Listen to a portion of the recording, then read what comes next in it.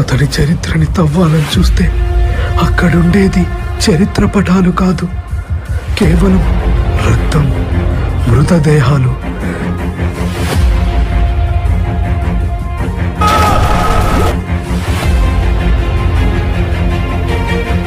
అసలు సలార్ అంటే ఏంటి? ఎవరిని వదలరు.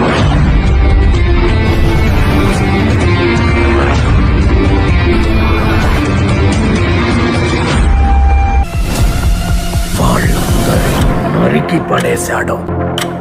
Is the biggest kept secret in the history of India. వస్తున్నా.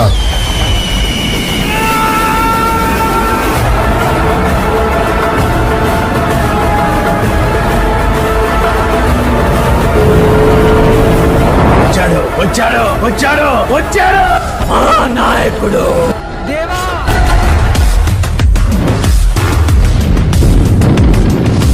కేజీఎఫ్ ఏలడానికి ఒక సైన్యం కావాల్సి వచ్చింది.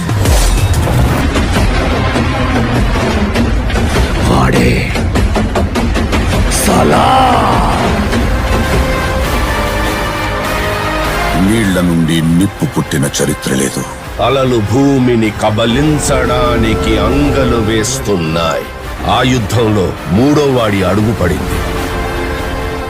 History was wrong. అసలు కథ ఇప్పుడు మొదలవుతుంది.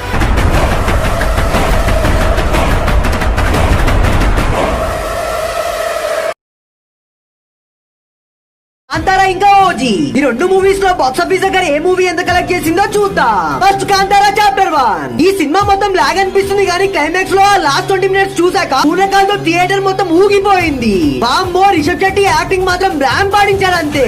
అయితే ఈ మూవీ బాక్స్ ఆఫీస్ దగ్గర 2 days లో 134 crores కలెక్ట్ చేసి అరాగం సృష్టించింది. నెక్స్ట్ ఓజీ, ఇన్ని రోజులు పవన్ కళ్యాణ్ తక్కువ అంచనా వేసిన ప్రతి ఒక్కరికి ఈ మూవీతో గట్టిగా ఇచ్చి పడేసిందని చెప్పాలి. అయితే ఈ మూవీ 4 days లో 234 crores కలెక్ట్ చేసి బాక్స్ ఆఫీస్ దగ్గర బ్లాక్ బస్టర్ అయింది. ఈ రెండు మూవీస్ లో మీకు ఏ మూవీ బాగా నచ్చిందో చెప్పండి ఫ్రెండ్స్.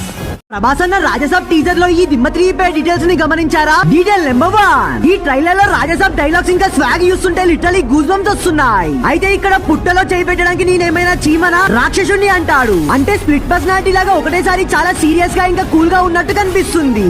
డీటెయిల్ నెంబర్ 2, ఇక్కడ ఈ సీన్ లో రాజసాబ్ వాళ్ళ నానమ్మ మన్వన్ని కాపాడు దేవుడా అంటుంది. అంటే ఈమెనే సంజయ్ దత్ ఆత్మకి వైఫ్ అనే ఛాన్స్ ఉంది. డీటెయిల్ నెంబర్ 3, ఈ షాట్ లో మన పురాణాల్లో ఉండే కుంభకర్ణుడు లాంటి ఒక రాక్షసుడిని చూడొచ్చు. అంటే సంజయ్ దత్ ఆత్మ ఎంత పవర్ఫుల్ ఈ షాట్ చూస్తే మనకు అర్థమవుతుంది. ఈ ట్రైలర్ మీకు ఎలా అనిపించిందో చెప్పండి ఫ్రెండ్స్.